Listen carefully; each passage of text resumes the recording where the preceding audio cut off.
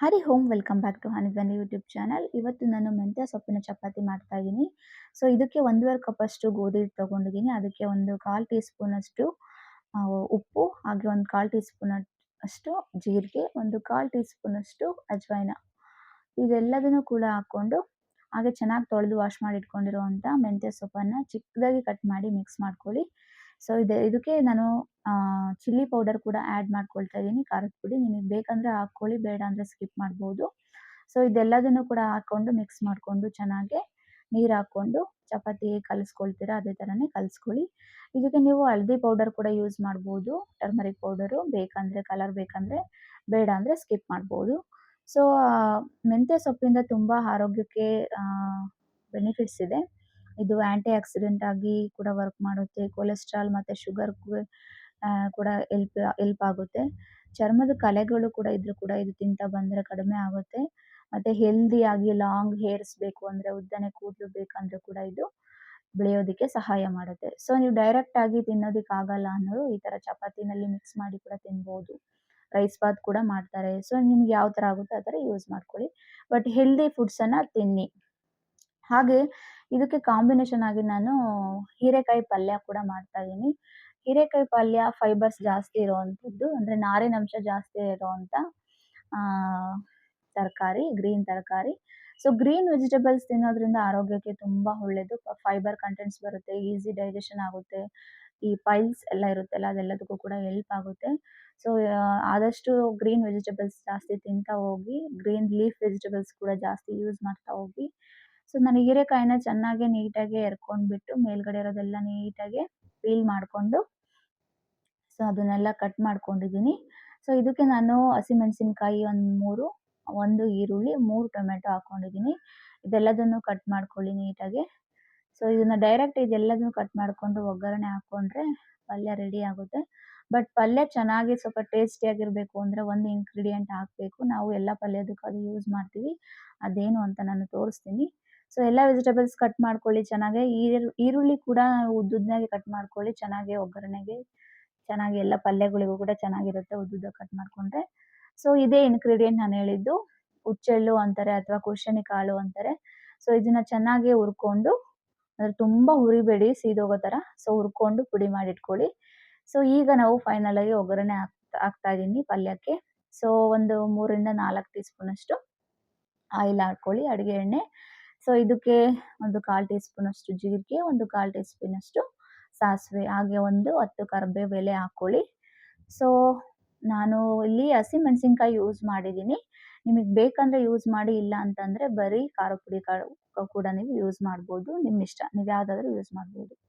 So ಈರುಳ್ಳಿ ಕೂಡ ಒಂದು ಹೆಚ್ಚಿಟ್ಕೊಂಡಿದ್ದಂಥ ಈರುಳ್ಳಿ ಕೂಡ ಹಾಕ್ಕೊಳ್ತಿದ್ದೀನಿ. ಸೊ ಅದನ್ನು ಕೂಡ ಸ್ವಲ್ಪ ಚೆನ್ನಾಗಿ ಫ್ರೈ ಮಾಡ್ಕೊಳ್ಳಿ. ಆಯಿಲಲ್ಲಿ ಸ್ವಲ್ಪ ಚೆನ್ನಾಗಿ ಫ್ರೈ ಆಗಲಿ. ಸ್ವಲ್ಪ ಆಯಿಲಲ್ಲಿ ಫ್ರೈ ಆಯಿತು ಈರುಳ್ಳಿ ಅಂತ ಅಂದಾದಮೇಲೆ ಒಂದು ಟೊಮೆಟೊ ಹಾಕ್ಕೊಳ್ಳಿ. ಒಂದು 3 ಟೊಮೆಟೊ ಹಾಕ್ಕೊಂಡಿದ್ದೀನಿ ನಾನು.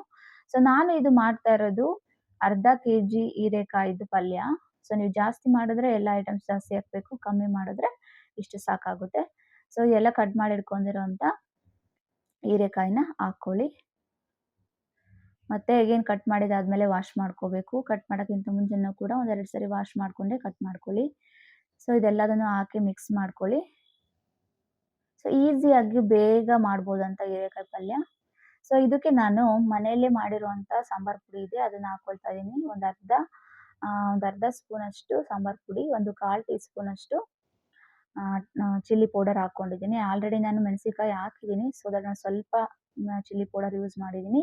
ಹಾಗೆ ಪುಡಿ ಮಾಡಿ ಇಟ್ಕೊಂಡಿದ್ದಂಥ ಕುಶನಿ ಕಾಳು ಪೌಡರ್ ಏನಿತ್ತು, ಹುಚ್ಚೆಳ್ಳು ಪೌಡರ್ ಏನಿತ್ತು, ಅದನ್ನು ಕೂಡ ಮಿಕ್ಸ್ ಮಾಡ್ಕೊಳ್ಳಿ. ಇದು ಟೇಸ್ಟ್ ತುಂಬ ಚೆನ್ನಾಗಿ ಬರುತ್ತೆ, ಒಂಥರ ಡಿಫ್ರೆಂಟ್ ಟೇಸ್ಟ್ ಇರುತ್ತೆ ಹುಚ್ಚೆಳ್ಳು ಪೌಡರ್ ಹಾಕಿದ್ರೆ.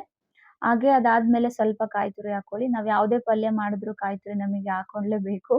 ಸೊ ಕಾಯಿ ಹಾಕಿದ್ರೇ ಅದು ಟೇಸ್ಟ್ ಒಂಥರ. ಕೆಲವೊಂದು ಕಡೆ ಕಾಯಿ ಜಾಸ್ತಿ ಯೂಸ್ ಮಾಡೋದಿಲ್ಲ, ಬಟ್ ನಮ್ಮ ಕಡೆ ತೆಂಗಿನ ಮರ ಎಲ್ಲ ಜಾಸ್ತಿ, ತೆಂಗಿನ ತೋಟ ಎಲ್ಲ ಜಾಸ್ತಿ ನಮ್ಮದು. ಸೊ ದಟ್ ನಾವು ಜಾಸ್ತಿ ತೆಂಗಿನಕಾಯಿ ಯೂಸ್ ಮಾಡ್ತೀವಿ. ತೆಂಗಿನ ಮರ ಇರೋದ್ರಿಂದ, ತೆಂಗಿನ ತೋಟ ಇರೋದ್ರಿಂದ ನಾವು ಜಾಸ್ತಿ ತೆಂಗಿನಕಾಯಿನ ಯೂಸ್ ಮಾಡ್ತೀವಿ. ಸೊ ನಿಮಗೆ ಬೇಕಂದರೆ ಯೂಸ್ ಮಾಡಿ, ಇಲ್ಲ ತೆಂಗಿನಕಾಯಿ ಹಾಕದೇ ಇದ್ರೂ ಕೂಡ ಚೆನ್ನಾಗಿರುತ್ತೆ, ಪರವಾಗಿಲ್ಲ. ಸೊ ಹಾಗೆ ನಾನು ಶೇಂಗಾ ಚಟ್ನಿ ಮಾಡ್ತಾ ಇದ್ದೀನಿ. ಸೊ ಶೇಂಗಾ ಚೆನ್ನಾಗಿ ಹುರ್ಕೊಳ್ಳಿ. ಒಂದು 4 ಹಸಿಮೆಣಸಿನ್ಕಾಯಿ ಕೂಡ ಹುರ್ಕೊಂಡಿದ್ದೀನಿ. ಹುರ್ಕೊಂಡು ಹಾಕ್ಕೊಂಡ್ರೆ ಚೆನ್ನಾಗಿರುತ್ತೆ ಶೇಂಗಾ ಚಟ್ನಿಗೆ ಹಸಿಮೆಣಸಿನ್ಕಾಯಿ. ಸೊ ಇದಕ್ಕೆ ಸ್ವಲ್ಪ ಕಾಯಿ ಹಾಕ್ಕೊಂಡು, ಒಂದು ಎಸಳು ಬೆಳ್ಳುಳ್ಳಿ ಹಾಕ್ಕೊಂಡಿದ್ದೀನಿ. ಹಾಗೆ ಒಂದು ಸ್ವಲ್ಪ ಉಪ್ಪು ಹಾಕ್ಕೊಂಡು, ಹಾಗೆ ಕೊತ್ತಂಬರಿ ಸೊಪ್ಪು ಹಾಕ್ಕೊಂಡು ರುಬ್ಕೊಂಡ್ರೆ ಚಟ್ನಿ ರೆಡಿ ಆಯಿತು. ಸೊ ಈ ಕಡೆ ಪಲ್ಯ ಕೂಡ 2 ವಿಷಲ್ಸ್ ಹಾಕಿದ್ದೀನಿ ನಾನು. ಚೆನ್ನಾಗಿ ಬೆಂದಿದೆ. ಸೊ ನೀರೇ ಹಾಕಿಲ್ಲ ನಾನು. ನೀರು ಹಾಕ್ಬೇಡಿ. ಹಾಗೇನೆ ಒಗ್ಗರಣೆ ಹಾಕಿದ್ರೆ ಸಾಕು. ಯಾಕಂದ್ರೆ ನೀರಿನ ಅಂಶ ಜಾಸ್ತಿ ಇರುತ್ತೆ ಹೀರೆಕಾಯಿನಲ್ಲಿ. ನೀವು ನೀರು ಹಾಕಿಲ್ಲ ಅಂದ್ರೂ ಅದು ನೀರು ಇಳ್ಕೊಳ್ಳುತ್ತೆ. ಏನೋ ಒಂದು ಟೀ ಲೋಟದಲ್ಲಿ ಒಂದು ಅರ್ಧ ಲೋಟ ಹಾಕಿದ್ರುನು ಅದು ಜಾಸ್ತಿ ಆಗುತ್ತೆ. ಸ್ವಲ್ಪ ನೀರು ಹಾಕೊಳ್ಳಿ. ಆದ್ರೂ ಕೂಡ ಜಾಸ್ತಿ ಆಗಿದೆ. ನಾನು ಹಾಕೊಂಡಿದ್ದೀನಿ. ಸೊ ಈ ಕರೆಕ್ಟ್ ಕನ್ಸಿಸ್ಟೆನ್ಸಿ ಇದೆ. ಕಾಯಿ ಎಲ್ಲ ಹಾಕಿದೀವಲ್ಲ ಕರೆಕ್ಟ್ ಆಗಿದೆ. ಸೊ ಪಲ್ಯ ರೆಡಿ ಆಯ್ತು. ಅದಾದ್ಮೇಲೆ ಚಪಾತಿ ರೆಡಿ ಮಾಡ್ತಾ ಇದ್ದೀನಿ. ಸೊ ಚಪಾತಿ ನೀಟಾಗಿ ಲಟ್ಟಿಸ್ಕೊಳ್ಳಿ. ಚೆನ್ನಾಗಿ ಒಂದು ಕರೆಕ್ಟ್ ಕನ್ಸಿಸ್ಟೆನ್ಸಿಗೆ ಬಂದಿತ್ತು ಚಪಾತಿ ಹಿಟ್ಟು. ತುಂಬ ಮೆತ್ತಗೆ ಇತ್ತು. ಸ್ವಲ್ಪ ಸಾಫ್ಟ್‌ಗಾಗಿರುತ್ತೆ. ಯಾಕಂದ್ರೆ ಆಯಿಲ್ ಹಾಕಿರ್ತೀವಲ್ವಾ. ಸಾಫ್ಟ್‌ಗೆ ಕಲ್ಸ್ಕೋಬೇಕು ಯಾವಾಗಲೂ ಚಪಾತಿ. ಯಾಕಂದ್ರೆ ಹಿಟ್ಟು ಸಾಫ್ಟ್ ಕಲ್ಸ್ಕೊಂಡ್ರೆ ಚಪಾತಿ ಕೂಡ ಸಾಫ್ಟಾಗಿ ಬರುತ್ತೆ. ಸೊ ಚೆನ್ನಾಗಿ ರೌಂಡಾಗಿ ನೀಟಾಗಿ ಸ್ವಲ್ಪ ಹಿಟ್ಟು ಹಾಕ್ಕೊಂಡು, ಸ್ವಲ್ಪ ಸ್ವಲ್ಪ ಹಾಕ್ಕೊಳ್ಳಿ, ಜಾಸ್ತಿ ಹಿಟ್ಟು ಹಾಕ್ಕೋಬೇಡಿ. ಹಾಕ್ಕೊಂಡು ಲಟ್ಟಿಸ್ಕೊಳ್ಳಿ ನೀಟಾಗಿ ರೌಂಡ್‌ಗೆ. ಅದಾದ್ಮೇಲೆ ಬೇಯಿಸ್ಕೊಂಡ್ರೆ ಆಯಿತು. ಸೊ ಎಣ್ಣೆ ಬೇಕಂದ್ರೆ ಆ್ಯಡ್ ಮಾಡ್ಕೊಳ್ಳಿ, ಬೇಡ ಅಂದರೆ ಸ್ಕಿಪ್ ಮಾಡ್ಕೊಳ್ಳಿ. ನಾನು ಸ್ವಲ್ಪ ಆಯಿಲ್ ಹಾಕ್ಕೊಂಡಿದ್ದೀನಿ. ನಮ್ಮನೆಯವರು ಆಯಿಲ್ ಹಾಕಿದ್ರೆ ತಿನ್ನೋದಿಲ್ಲ. ನನಗೋಸ್ಕರ ಮಾತ್ರ ಆಯಿಲ್ ಹಾಕ್ಕೊಂಡಿದ್ದೀನಿ. ಸೊ 2 ಕಡೆನೂ ಬೇಯಿಸ್ಕೊಳ್ಳಿ. ಸೊ 2 ಕಡೆ ನೀಟಾಗಿ ಬೇಯಿಸ್ಕೊಂಡ್ರೆ ಸೊ ಹೆಲ್ದಿ ಆಗಿರುವಂಥ ಮೆಂತ್ಯ ಸೊಪ್ಪಿನ ಚಪಾತಿ ರೆಡಿ ಆಗುತ್ತೆ. ಸೊ ನೀವು ಪರೋಟ ಅಂತನಾದರೂ ಅಂದ್ಕೋಬೋದು, ಚಪಾತಿ ಅಂತನಾದರೂ ಅಂದ್ಕೋಬೋದು. ಸೊ ರೆಡಿ ಆಯಿತು ಚಪಾತಿ. ಸೊ ಈಗ ಹೆಲ್ದಿಯಾಗಿ ಮಾಡ್ಕೊಂಡು ತಿನ್ನಿ. ತುಂಬ ಚೆನ್ನಾಗಿರುತ್ತೆ. ಪಲ್ಯ ನಿಮ್ಗೆ ಯಾವ್ದು ಬೇಕಾದರೂ ಮಾಡ್ಕೊಳ್ಳಿ. ಚಟ್ನಿ ಯಾವುದಾದ್ರೂ ಬೇಕಾದರೂ ಮಾಡ್ಕೊಳ್ಳಿ. ಬಟ್ 2 ಚಟ್ನಿ ಕೂಡ ತುಂಬ ಚೆನ್ನಾಗಿತ್ತು. ಸೊ ಹೀಗೆ ಮೆಂತ್ಯ ಸೊಪ್ಪಿನ ಚಪಾತಿ, ಹಾಗೆ ಹೀರೆಕಾಯಿ ಪಲ್ಯ, ಹಾಗೆ ಶೇಂಗಾ ಚಟ್ನಿ ಎಲ್ಲ ರೆಡಿ ಆಯಿತು. ಕೊನೆಗೆ ಸರ್ವ್ ಮಾಡಿದೆ ನಮ್ಮ ಹಸ್ಬೆಂಡ್‌ಗೆ. ಸೊ ತುಂಬ ಟೇಸ್ಟಿಯಾಗಿ, ತುಂಬ ಸಾಫ್ಟಾಗಿ ಚಪಾತಿ ಬಂದಿದ್ದು. ಹೀರೆಕಾಯಿ ಪಲ್ಯ ಕೂಡ ತುಂಬಾನೇ ಚೆನ್ನಾಗಿತ್ತು. ಸೊ ಹೀರೆಕಾಯಿ ಪಲ್ಯ ಅನ್ನಕ್ಕೂ ಕೂಡ ತುಂಬ ಚೆನ್ನಾಗಿರುತ್ತೆ ಇದೇ ಕಾಂಬಿನೇಷನ್ನು. ಸೊ ಅನ್ನ ತಿಂದು ನೋಡಿ, ಹೀರೆಕಾಯಿ ಪಲ್ಯದಲ್ಲಿ ತುಂಬ ಚೆನ್ನಾಗಿರುತ್ತೆ ಬಿಸಿ ಬಿಸಿ ಅನ್ನ.